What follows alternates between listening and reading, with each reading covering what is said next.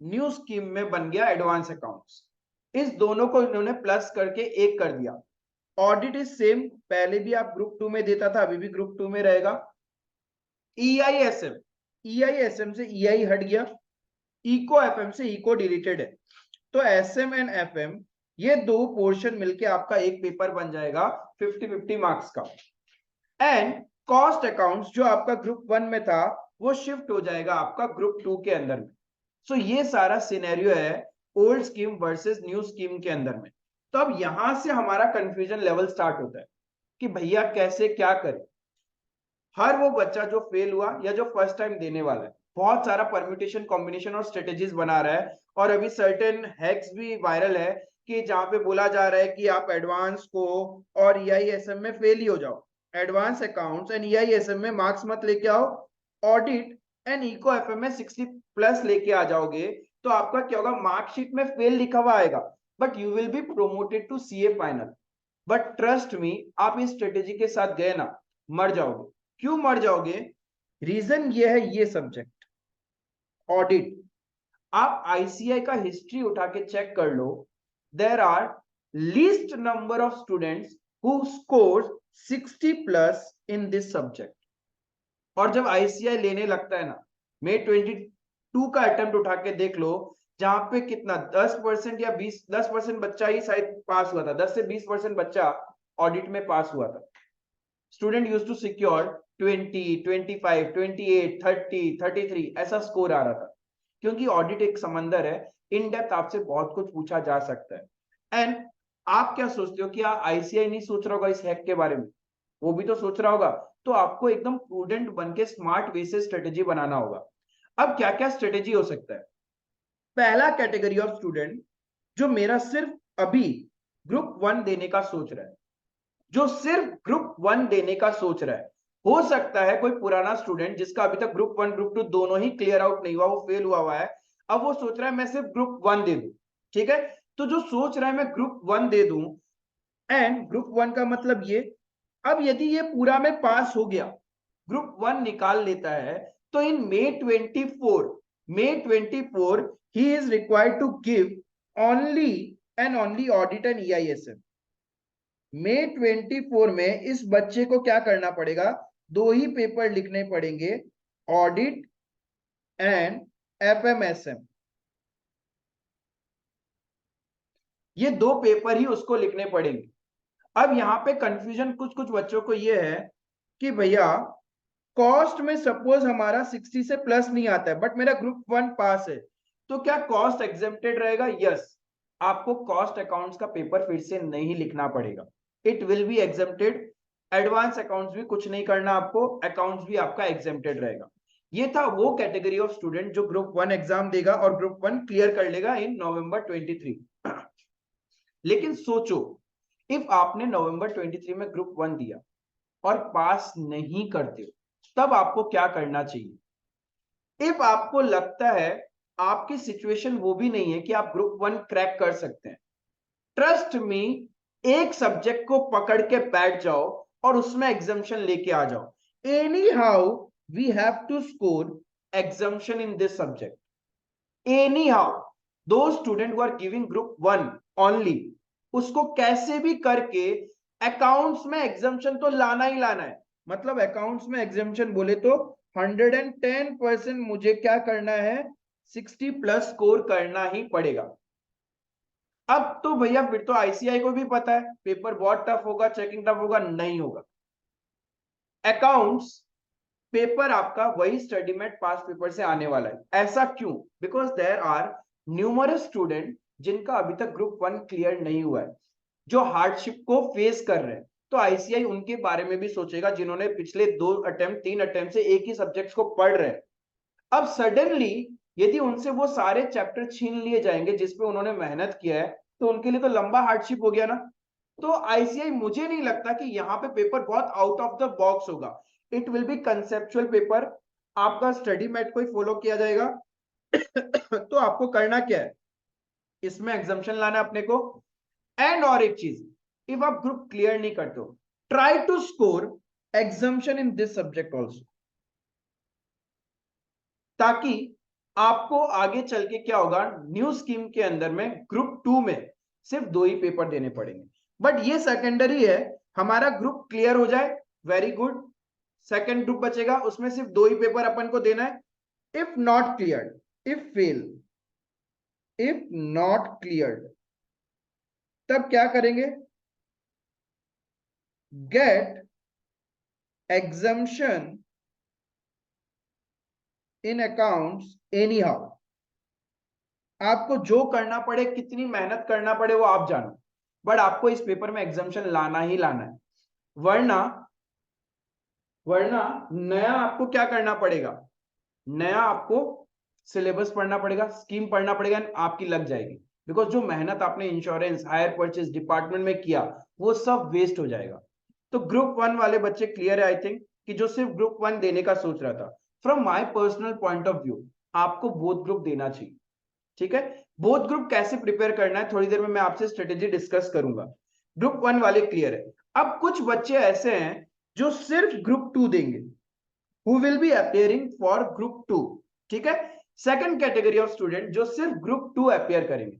अब जो बच्चा ग्रुप 2 देने वाला है उसको क्या करना चाहिए, हो सकता है उसका ग्रुप 1 में इतना कॉन्फिडेंस नहीं है, वो सिर्फ ग्रुप 2 देने का सोच रहा है, उसका अभी तक ग्रुप 1 क्लियर नहीं, तो उसको क्या करना चाहिए। पहला बात है, यदि उसने ग्रुप 2 क्लियर कर लिया, इफ ग्रुप 2 क्लियर हो गया, तो न्यू स्कीम के अंदर में उसको एडवांस अकाउंट्स का पेपर एग्जाम्प्ट हो जाएगा। न्यू स्कीम के अंदर एडवांस अकाउंट्स का पेपर उसका एग्जाम्प्ट हो जाएगा। क्लियर है, उसको फिर सिर्फ 2 ही पेपर देने पड़ेंगे, लॉ एंड टैक्सेशन। तो भैया क्या कॉस्ट अकाउंट भी एग्जाम्प्ट हो जाएगा? अनफॉर्चुनेटली ये तो आईसीआई बताएगा, बट मुझे ऐसा लगता है कि कॉस्टिंग भी उसको नहीं देना पड़ेगा, because under the new scheme group 1 के अंदर तो सिर्फ 3 ही पेपर है, that is our advance accounts, law and taxation. And कोई भी बच्चा यदि ग्रुप 2 क्लियर है, वो क्यों ग्रुप 2 का पेपर फिर से ग्रुप 1 के साथ देगा? ये परम्यूटेशन कॉम्बिनेशन तो सेट नहीं होगा। तो आईसीआई को कहीं ना कहीं यहाँ क्लैरिटी लाना पड़ेगा। इफ कोई बच्चा सिर्फ ग्रुप 2 क्लियर्ड है, ग्रुप 1 क्लियर नहीं है, तो क्या करेगा? From my point of view उसका एडवांस एग्जाम्प्ट हो जाएगा एंड उसको सिर्फ लॉ और टैक्सेशन देना पड़ेगा, राइट? अब कुछ बच्चे ऐसे जिनका ग्रुप 2 भी क्लियर नहीं होता है। इफ ग्रुप 2 भी आपका क्लियर नहीं होता है, तो please secure any how exemption in your advance accounts paper, क्योंकि सिलेबस चेंज हो रहा है, राइट? तो जितना लिमिटेड है उसमें आप एग्जाम्पशन लाओ, आप एग्जाम्पशन लेके आ जाओ, आपके लिए इजी हो जाएगा, वेरी वेरी इजी, क्योंकि आपका ये सब्जेक्ट डिलीटेड हो जाएगा उसके बाद। देन आपको सिर्फ 4 पेपर मई 24 में देने पड़ेंगे, टोटल 5 पेपर, एक सब्जेक्ट आपका छूट जाएगा। बट ये बहुत लीस्ट है कि कोई बच्चा ग्रुप 2 के लिए जाता है, पहले वो ग्रुप 1 के लिए जाएगा। अब सर्टेन कैटेगरी ऑफ स्टूडेंट जो ग्रुप 2 अपियर करने वाले, वो कौन से बच्चे हैं? वो जिनका ग्रुप 1 क्लियर हो चुका, जिसका अभी मई 23 के अंदर रिजल्ट आया और ग्रुप 1 क्लियर हो गया।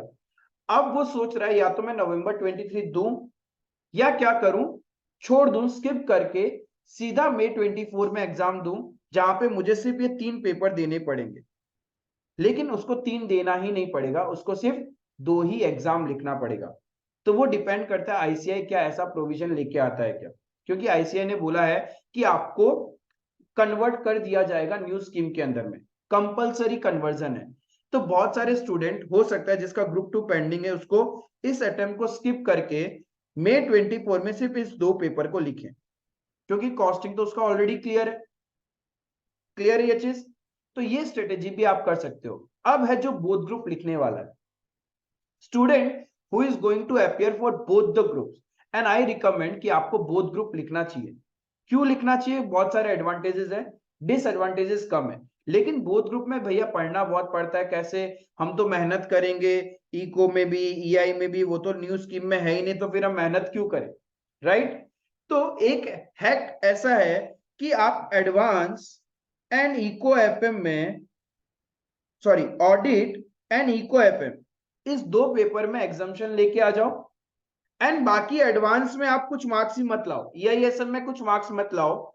आपके मार्कशीट में फेलियर वर्ड लिखा हुआ रहेगा, group 2 fail, but still you will be promoted to CA final. ठीक है, but I don't think so इतना इजी होने वाला है। My gut feeling says ICAI इतना इजीली एग्जाम्शन नहीं देता है, आईसीआई इतना इजीली एग्जाम्शन नहीं देता है। मुझे ऐसा लगता है एग्जामिनेशन डिपार्टमेंट ये कर सकता है आपके साथ में, because every student is going for this strategy.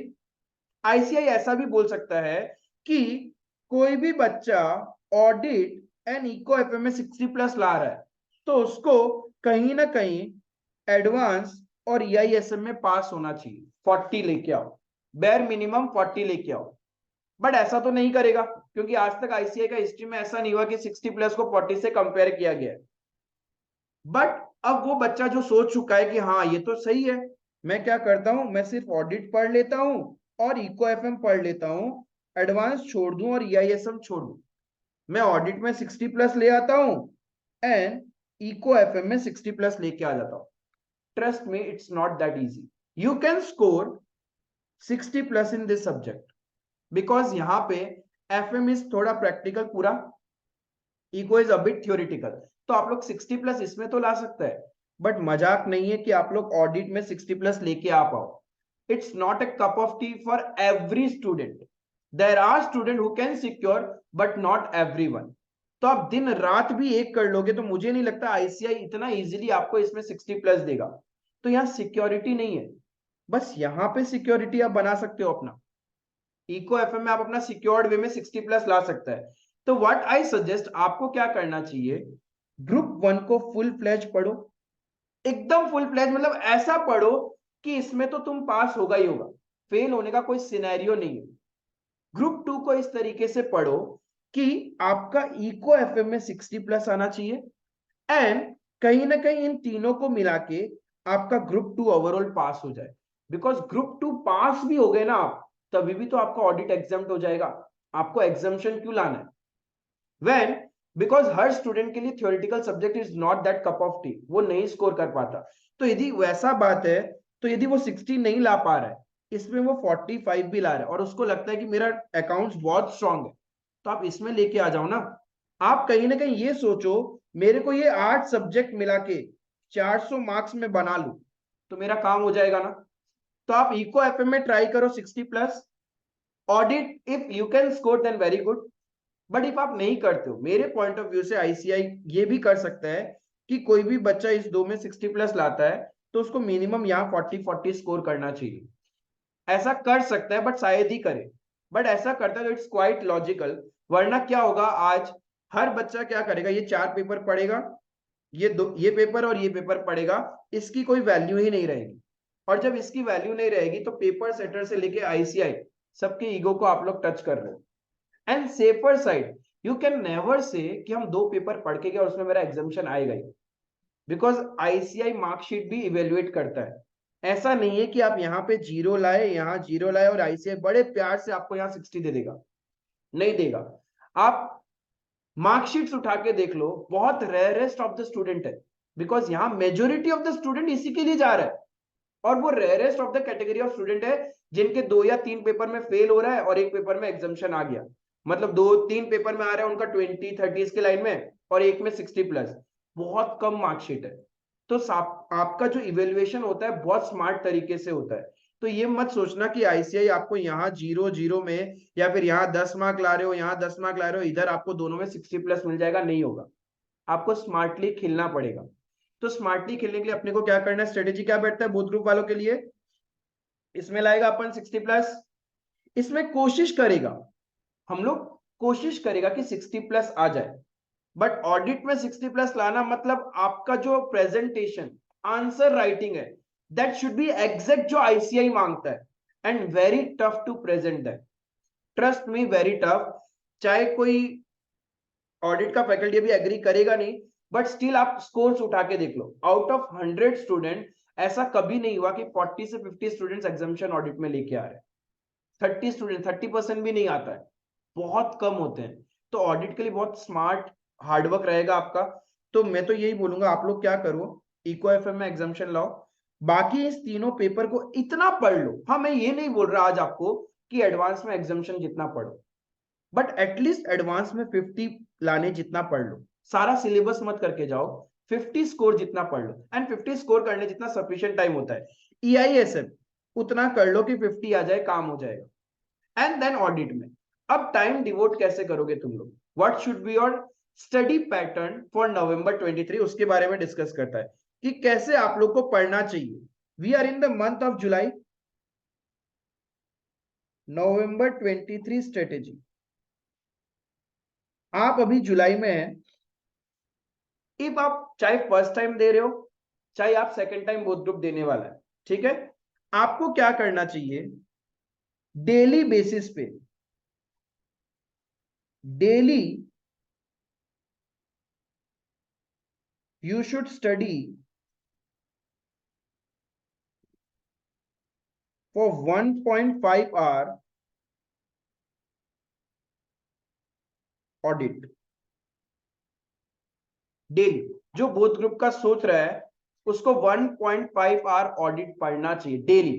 If आज जब मैं ये रिकॉर्ड कर रहा हूं तो इट्स 7th ऑफ जुलाई, आपका एग्जाम है 2nd ऑफ नवंबर को, पहला एग्जाम, तो हम मानते हैं 31 अक्टूबर तक। तो 7th ऑफ जुलाई से 31 ऑफ अक्टूबर कितने दिन हो गए अपने पास, जुलाई के 24, अगस्त, सितंबर, अक्टूबर, इट्स 116 डेज। 116 डेज प्रूडेंस लेके चलता हूं, आप 100 डेज फॉलो कर लो इस रूटीन को, एंड 1.5 आवर आप डेली पढ़ रहे हो, तो 150 आवर्स, 150 आवर आपने क्या किया, ऑडिट को पढ़ा।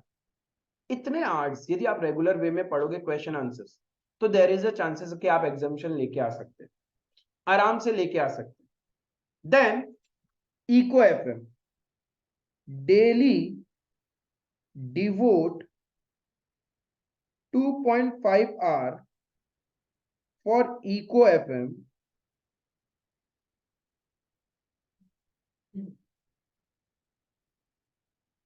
till सितंबर, तब तक आपका एग्जामिनेशन जितना रेडी हो जाएगा।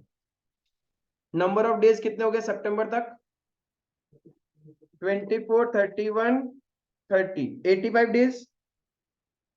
85 डेज 2.5 आवर यदि हम लोग डेली इको एफएम को पढ़ते हैं, तो वी हैव, इतने घंटे आप इको एफएम को दोगे तो आप सिक्योर्ड वे में एग्जामिनेशन तक पहुंच जाओगे, क्योंकि आपको कहीं ना कहीं एम्फेसिस देना है ग्रुप 1 को। Focus should be on group 1, कैसे भी करके ग्रुप 1 निकालना है। इफ नहीं निकला तो कैसे भी करके अपन को अकाउंट्स में एग्जामिनेशन लेके आना, ये ध्यान रखना। अब आपको क्या करना है, जुलाई मंथ में, जुलाई मंथ आपका खत्म हो जाना चाहिए cover entire accounts and law.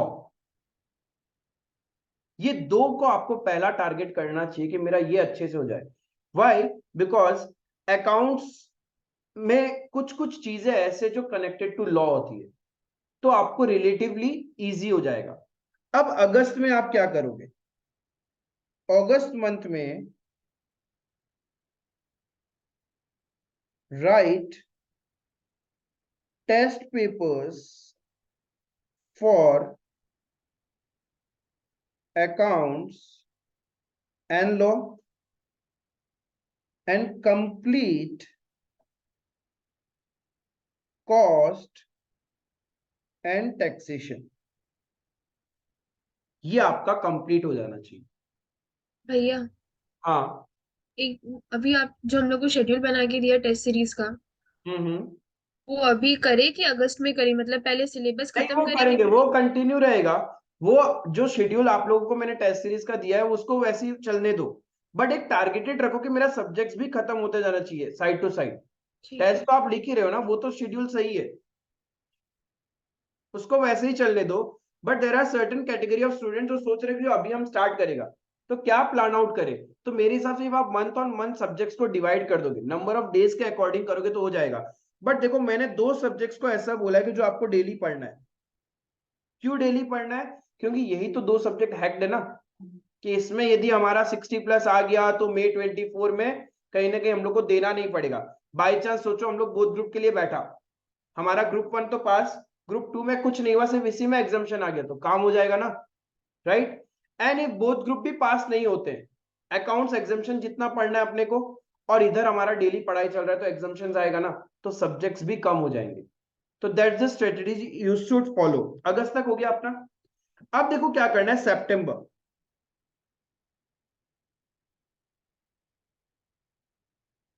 सितंबर में अगेन अपन क्या करेगा, टेस्ट लिखेगा, write test for cost and taxation, ये लिखना चाहिए आपको। देन अब आप सोच रहे होगा भैया अभी क्या करें,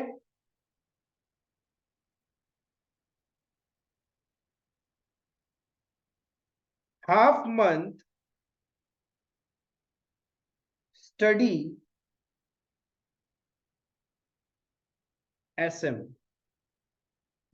ईआईएसएम का SM part, because it is purely आपका क्या है, बीएसटी पढ़ा था ना 11-12 में, उसके जैसे।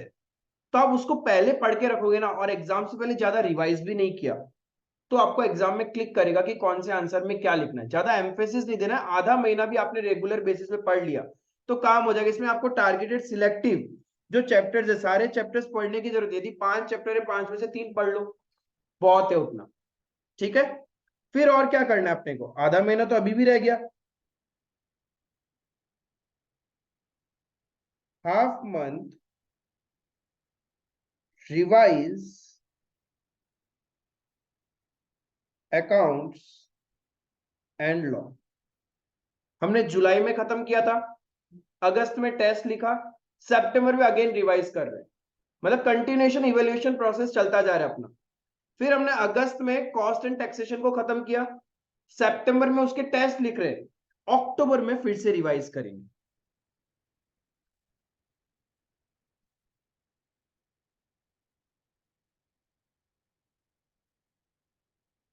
Revise cost and taxation in half month,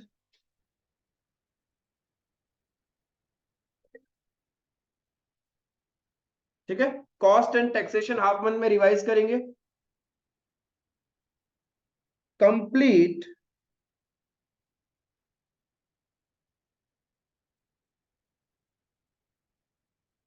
advance accounts and EIS up to 60 to 70% syllabus, ज्यादा नहीं करना, 60 to 70% सिलेबस कर लो, बहुत मोर देन एनफ रहेगा आपके लिए। आपका रिवीजन भी चल रहा है, कॉस्ट टैक्सेशन आधा महीना, पूरा टाइम अपना एडवांस और उसको मैनेज करके कर लोगे। डेली बेसिस में आपका 1.5 आवर एंड 2.5 आवर तो वहां जा रहा है, 4 घंटा उधर जाएगा, और बाकी टाइम आपका बाकी सब्जेक्ट्स के लिए रहेगा। ऑन एन एवरेज अभी टिल नवंबर, 2 नवंबर तक हम लोग एवरेज में 10 से 12 घंटा का पढ़ाई करना पड़ेगा। 10 to 12 आवर्स आपको निकालना ही पड़ेगा पढ़ाई के लिए। यदि वो निकल रहा है तो बोथ ग्रुप के बहुत से चांसेस है निकलने के, इफ नहीं है तो एटलीस्ट 10 घंटा निकला तो फर्स्ट ग्रुप तो सिक्योर्ड है। एंड देन अक्टूबर में अगेन फिर तो एग्जाम आ गया, लास्ट वीक में रिवीजन आ जाएगा फिर से।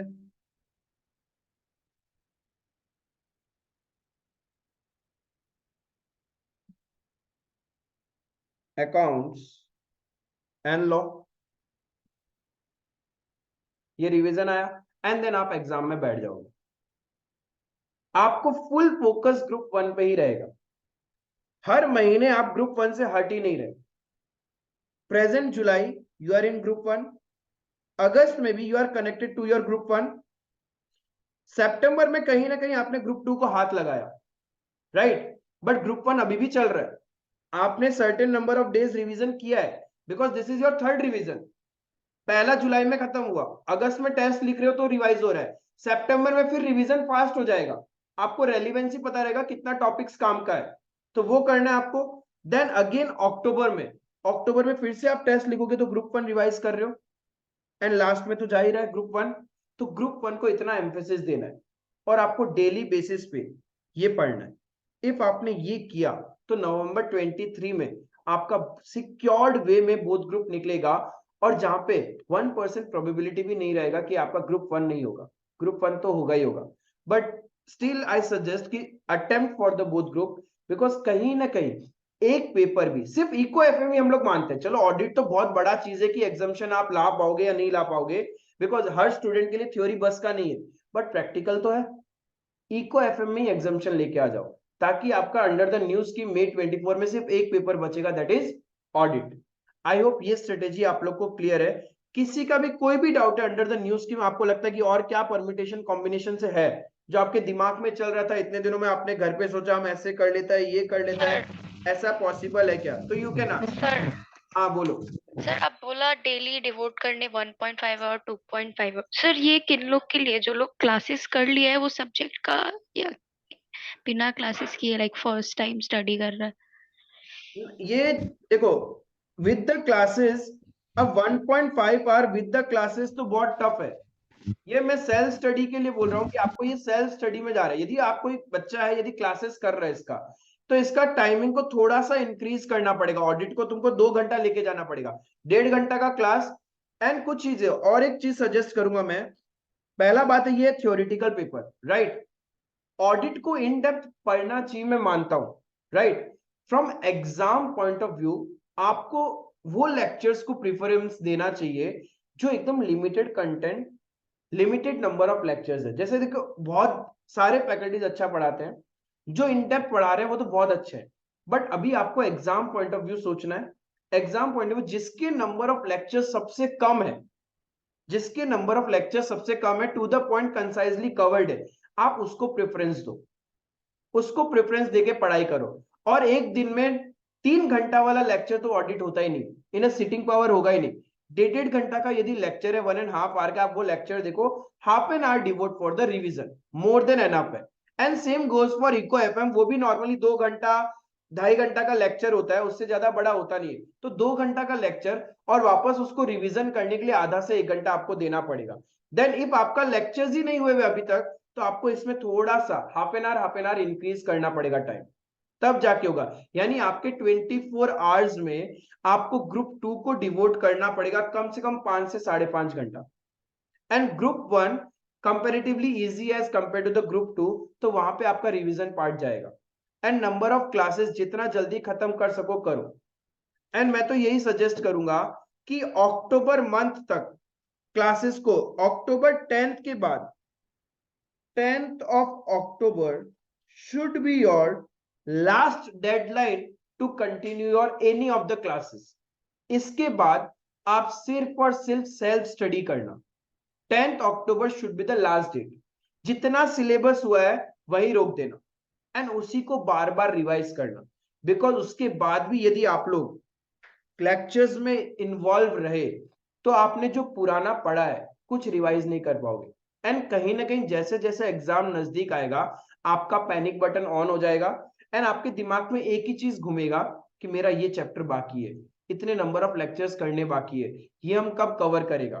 तो बेटर है अपने दिमाग को ट्रेन करो कि मेरा 10th of October तक जितना लेक्चर्स, जितना पढ़ाई होगा हम उतना कर लेगा।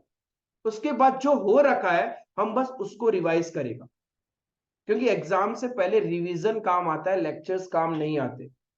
क्योंकि फिर धीरे धीरे आपका ब्रेन थक चुका है already. It's a drill down of 8 months, 8 months में आप इतना पढ़ चुके हो कि अब आपका दिमाग भी काम नहीं कर रहा है। तो जब दिमाग को काम लाना है, तो ध्यान रखना इस डेट के आगे अपने लेक्चर्स को मत खींचना, जहां होगा वहां स्टॉप कर देना। ठीक है, क्लियर है? और किसी का कोई डाउट जो मैं ले सकता हूँ? हाँ, मई में अगर सपोज वो जो 2 सब्जेक्ट्स देना पड़ गया किसी को, ऑडिट और वो जो बचा हुआ है, ठीक है, एफएमएस। हाँ एफएमएस, तो उसमें कितना लाना पड़ेगा? उसमें आपको वही नॉर्मल क्राइटेरिया ही रहेगा कि एग्रीगेट आपका 50% बनना पड़ेगा। अब मुझे क्या लग रहा है उसके अंदर आईसीआई क्या करेगा, whatever the score you get in cost accounts, right, hmm. तो इधर पुट कर दिया जाएगा। एंड ओवरऑल तीनों सब्जेक्ट्स मिला के आपको 150 स्कोर करना होता है, 50%। तो हाँ। आईसीआई वही चेक करेगा। दैट्स व्हाट आई फील कि उनको यही करना चाहिए कि कॉस्ट अकाउंट में जो भी आप स्कोर करोगे नवंबर 23 में, वो आपका आ जाएगा मई 24 के अंदर में, provided you are cleared in group 1। ये ध्यान रखना। इफ आप ग्रुप 1 ही क्लियर नहीं करते हो तो आपको फिर से कॉस्ट अकाउंट देना पड़ेगा under the new scheme. And if आप ग्रुप 1 क्लियर हो तो आपके जो भी स्कोर होंगे वो यहां आ जाएगा, एंड देन तीनों सब्जेक्ट्स को मिला के यू हैव टू स्कोर 150। ठीक है। ठीक है, और कोई डाउट? सर ये जो टाइम और दिया है, हाँ, ये तो क्लासेस के बाद का टाइम है ना, मतलब क्लासेस के अलावा। ये नॉर्मली मतलब एक वो स्टूडेंट्स के लिए था कि जिसने क्लासेस सेल्फ स्टडी का टाइम हो गया। अब यदि क्लासेस चल रहा है, अब सुनो उस बच्चे के लिए जिसका क्लासेस चल रहा है, ये वो था जो आपको सेल्फ स्टडी करना है, this is the self study time. अब किसी का क्लासेस चल रहा है, देन आपको ये डेली बेसिस में आप नहीं कर पाओगे, you have to do this 2 subjects in alternate days. Audit Monday है तो नेक्स्ट डे आना चाहिए उसका वेडनेसडे, फिर फ्राइडे, ऐसा होना चाहिए। Tuesday, Thursday, Saturday eco FM, alternate days में। एंड संडे आपको क्या करना चाहिए, मंडे टू सैटरडे आपने जो पढ़ा है वो कंप्लीट इवेल्युएट करके रिवाइज करना चाहिए। Yes, Sunday should be your revision, Sunday flash study नहीं करना चाहिए। हाँ, एडवांस अकाउंट में मतलब 50 या 60 लाने के लिए मतलब कितना चैप्टर्स, कौन सा चैप्टर्स लाइक इम्पोर्टेंट है? ओके, एडवांस अकाउंट्स में भैया कैसे हम लोग 50 या 60 लेके आ सकता है?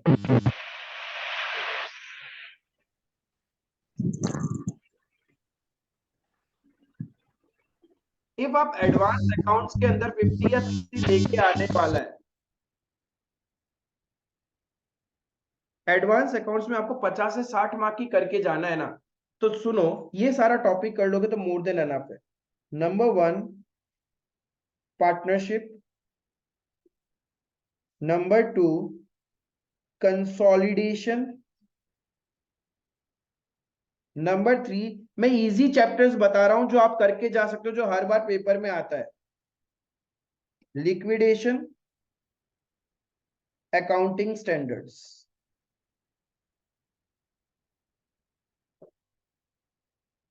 एंड देन अकाउंटिंग लिक्विडेशन से पहले आप लोग यहां पे 2 टॉपिक लिख सकते थे,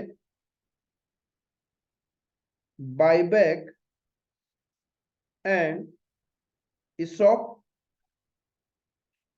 then liquidation।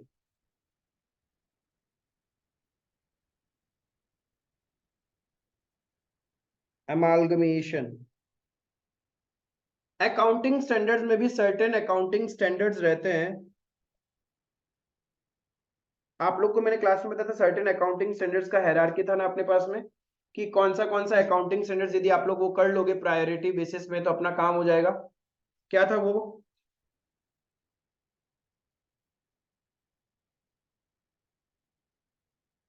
AS 20, 22 और फटाफट आप लोगों को लिखाया था मैंने, AS 7, 19, यस। इस AS को आप बहुत अच्छे से कर लेना,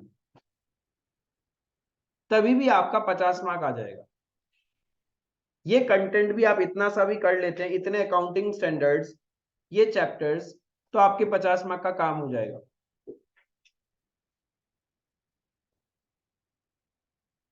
ठीक है, ज्यादा स्ट्रेस नहीं लेना है एडवांस अकाउंट्स के लिए, स्ट्रेस लोगे तो बिना मतलब फंस जाओगे। स्ट्रेस नहीं, चिल आउट रहो, focus on eco FM and audit, बाकी तो जस्ट पास करने का सोचो and wait for the examination department. आपका एग्जामिनेशन डिपार्टमेंट क्या नोटिफिकेशन लेके आ रहा है, कि क्या परम्यूटेशन कॉम्बिनेशन उनके पॉइंट ऑफ व्यू से रहेगा, एक बार वो आ जाएगा तो फिर अगेन हम लोग डिस्कस करेगा, कोई स्ट्रेटेजी चेंज करना होगा तो हम लोग स्ट्रेटेजी चेंज करेगा, but I think this is the best strategy जहां से आपका बोथ ग्रुप के लिए आप जा सकते हैं।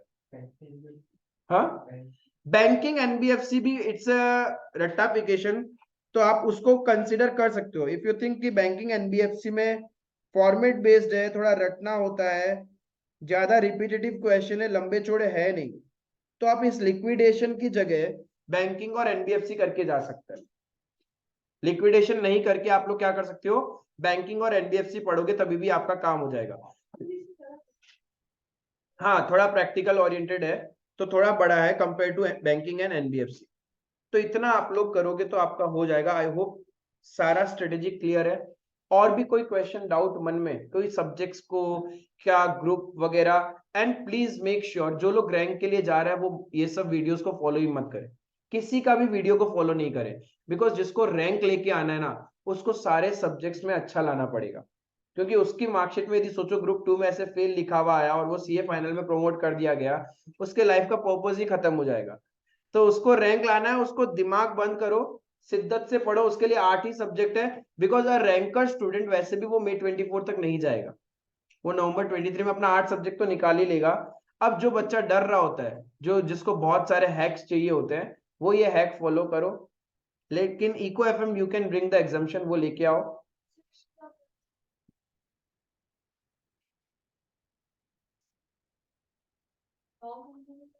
मैंने ऑडिट कैसे बोला? ऑल्टरनेट डेज में बोला। आपको मैनेज तो करना ही पड़ेगा, because you have to manage 8 subject. देखो एक चीज दिमाग में रखो कि जब आप बचपन में थे तभी भी आप लोग को 8 सब्जेक्ट पढ़ना होता था, क्लास 5, 6, 7, लेकिन हम लोग कभी नहीं सोचा कि कैसे क्या करेगा क्या नहीं। बट अभी इतना क्यों सोचते हैं? उस टाइम भी तो एक स्कूल में जब आप जाते थे तो 8 सब्जेक्ट को अटेंड करते थे, लेक्चर्स होते थे तो कर लेते थे ना। आज क्यों एक सब्जेक्ट में पूरा टाइम डिवोट करते हो? अपने एड्रेनल्स को रोको। एक सर्टेन पोर्शन ऑफ टाइम होता है एक सब्जेक्ट को डिवोट करने का। ऐसा नहीं हम एक सब्जेक्ट को लेके बैठे उसी में समुद्र की तरह बह रहे हैं। एक टारगेटेड टाइम है, इतना से इतना बजे में हमारा जितना होगा हम उतना इस सब्जेक्ट को पढ़ेगा, फिर हम इस सब्जेक्ट को डिवोट करेगा। बट एक दिन में 8 सब्जेक्ट मत टच कर लेना। Maximum a student can go for 3 subjects a day, इतना उसका दिमाग ले लेगा। बट स्विच ऑफ करना, ऐसा नहीं कि आप प्रैक्टिकल कर रहे हो तो प्रैक्टिकल इन्हें गो कर रहे हो, प्रैक्टिकल थ्योरी प्रैक्टिकल स्विच करना, क्योंकि ब्रेन स्विच नहीं करेगा ना आपका ले नहीं पाएगा ब्रेन।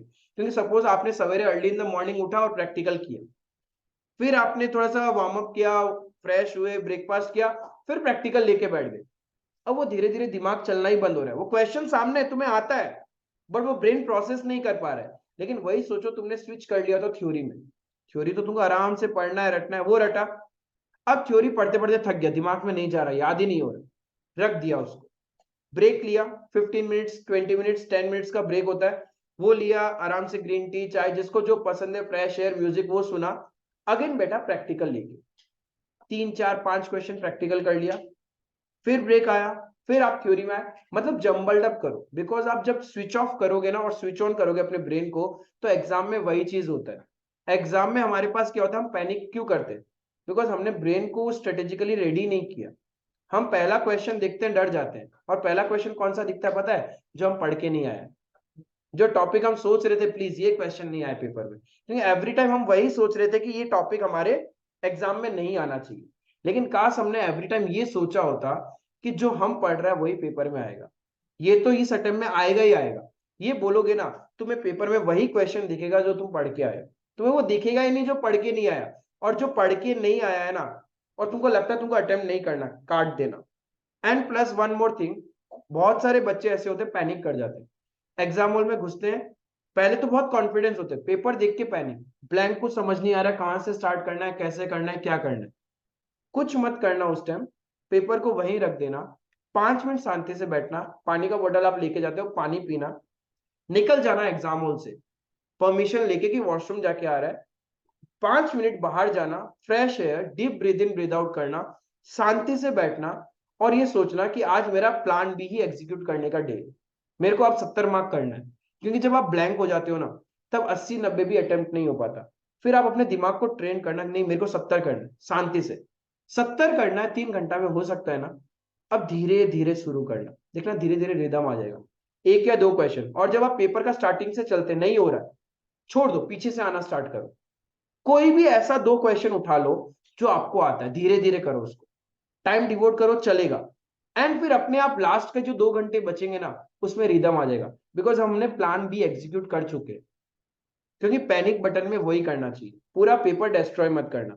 एंड बहुत सारे स्टूडेंट्स के साथ क्या होता है, जब वो आप 8 पेपर दे रहे होते हैं ना, पहला अच्छा गया वेरी गुड, गलती से दूसरा खराब चला जाता है ना, बाकी आप खराब करके आ जाते हो, आप सर्टेन हो ही नहीं आपको कितना मार्क्स मिलने वाला है। तो आप ऐसा कभी मत करना, जो पेपर हो गया वो हो गया, उसको भूल जाना। बेस्ट तो है वो पेपर घर पे ही मत लेके आओ, आपको ऑनलाइन डाउनलोडेड पेपर मिल जाएगा, फिर इवेलुएट कर लेना। इफ आप घर पे लेके आओगे तो आप उस पेपर को बार बार देखोगे, एंड मन को सेटिस्फाई करने के लिए आप अननेसेसरी उसमें मार्क्स भी अलॉट करोगे तो कोई फायदा भी नहीं है। पेपर मत लेके आओ। कभी भी पेपर देने के बाद पेपर किसी से डिस्कस मत करो जब तक आपके सारे एग्जाम्स खत्म नहीं हो जाए। कोई भी यूट्यूब वीडियोस उस टाइम नहीं देखना है कि कैसा आया, क्या इवेल्युएशन था, क्या हुआ, भाड़ में जाए। अभी मेरा 8 पेपर मतलब 16 दिन, 16 क्या 17 दिन भी होता है कभी कभी, तो उसमें मेरे को सिर्फ मैं हूं मेरा एग्जाम हॉल में। एग्जाम हॉल के बाद दोस्त से कभी बतियाओ मत कि कितना करके आया, क्या करके आया, कुछ नहीं। हाँ, मस्ती मजाक करना है कर लो, but do not talk about the studies. Be concise and straightforward, कि वो बात करने आए उसको बोला थैंक यू, अच्छा लगा तुम आया, तुम अपने रूम में जाओ, मैं अपने रूम में जाता हूँ। ठीक है, सर ये करना ही सारा नहीं, क्या इतना चीज। पछताना है सर, कभी बात नहीं करना चाहिए, कभी भी जिंदगी में किसी से बतियाओ ही मत सर, हम इतना पछता रहे हैं सर। सर हम इतना, जब भी हम बात कर रहे हैं सब बोल रहे हैं अच्छा ये राइट आंसर, वो मेरा तो सारा रॉन्ग था सर, हम तो होते गया डिमोटिवेट, हम तो डिमोटिवेट होते थे, एंड में सब फेल हुआ। वही मैं बोल रहा हूँ, इसीलिए कभी नहीं करना चाहिए। देयर आर, बिकॉज मैं अपना पर्सनल बता रहा हूँ, what I used to do. मैं एग्जाम हॉल से पहले तो जानबूझ के लेट निकलता था। सबको बहुत हड़बड़ी होती है निकलने में, आराम से निकलेगा, क्योंकि बाहर आप लेट निकलते हो ना, आप ऑलरेडी चेहरे देख चुके हो कौन खुश है और कौन दुखी है। अब जो खुशी है ना, वो कोशिश करेगा, जिसका दुखी है उसको और दुख करने का। तो हम बाहर ऐसे निकला, हमको पहले ही माहौल से पता चल जाता था, अच्छा ये लेने आने वाला है मेरा, पूछेगा कैसे किया, क्या किया। वो आ ही रहा होता है, हम उसके सामने ऐसे पेपर फाड़ रहा होता था, पेपर फाड़ के ऐसे डस्टबिन में गिरा देता था, पेपर फाड़ देता। हम पेपर घर पे ही नहीं लेके आता था, क्योंकि जब जब पेपर घर पे लेके आते हैं पेपर बर्बाद जाता है नेक्स्ट पेपर, क्योंकि हम आधा टाइम उसी पेपर के बारे में सोच रहे हैं कि कहीं मैंने गलती तो नहीं कर दिया, आंसर्स ढूंढने का कोशिश करता है, वो सारा इवेल्युएशन करता है। तो मेरा तो टाइम चला गया ना। अपने पास आईसीआई 1.5 डेज देता है to prepare ourselves for the next exam, और मैं एग्जाम दे के आया और मैं आधा रात तक तो उसी पेपर के बारे में सोच रहा हूँ, मैंने आधा दिन वेस्ट कर दिया। अब मेरे पास एक दिन है, उस एक दिन में भी मैक्सिमम ऑफ द टाइम मेरा बैक ऑफ द ब्रेन वही घूम रहा है, क्या हुआ था, क्यों, काश वो कर देता, मैं शिट मेरा ऐसा होता, उसको मैं ऐसा लिख देता, उससे नहीं पूछता, ये वो फलाना बातें। तो बेटर है आप घर पे लाओ भाई। जब तुम घर पे नहीं लाया ना, अब तुम्हारा दोस्त तुम्हें कॉल या मैसेज करेगा, वो बोलेगा उस क्वेश्चन में क्या किया, तुमको उस टाइम याद नहीं आता है। अब पेपर ही सामने नहीं है तो तुम देख के बताएगा कैसे कि तुम क्या किया था, तो तुम्हारे पास आंसर नहीं है। अब तुम्हारे दोस्त को ये समझ में आ गया तुम्हारे पास पेपर नहीं है तो तुम आंसर नहीं दे सकता, वो तुम्हारा फोन रखेगा, किसी और को पकड़ेगा, तुम तो फ्री हो गया। तुम बिंदास मस्त खाओ पियो सो जाओ, रिदम से उठो एंड पढ़ाई स्टार्ट करो, and that's the best thing आप लोग को करना चाहिए।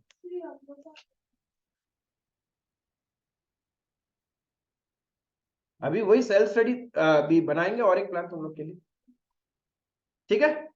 तो इतना आप लोग करो, बाकी तुम्हारे दोस्त लोग जिसको भी लगता है कि दिस वीडियो इज हेल्पफुल तो शेयर कर देना, एंड स्ट्रेटेजी को नोट डाउन आई थिंक कर लिया होगा। एंड मैंने ये स्ट्रेटेजी बताया उनके लिए जिनका कुछ हद तक क्लासेस हो रखा है, राइट, जो नहीं क्लियर कर पाए उनको कैसे एग्जीक्यूट करना है। जिसका अभी क्लासेस चल रहा है तो उनको भी मैंने बोला कि 10th ऑफ अक्टूबर तक चलने दो क्लासेस, उसके बाद आप क्लासेस कंटिन्यू मत करना, चाहे कैसा भी सिचुएशन है। वो 20 डेज जो बचते हैं लास्ट के, वो तुम्हारे हैं। तुमको सेल्फ, जितना सेल्फ पढ़ोगे उतना अच्छा परफॉर्मेंस निकलेगा। And make sure one thing, you write down the test papers. आप जितना पढ़ रहे हो, इफ आप टेस्ट पेपर्स नहीं लिख रहे हो, आप अपने आप को इवेलुएट नहीं कर पा रहे हो कि आपको आता भी है या नहीं आता है, तो वो आपको करना ही करना है, ठीक है। चलो, thank you. Thank you sir.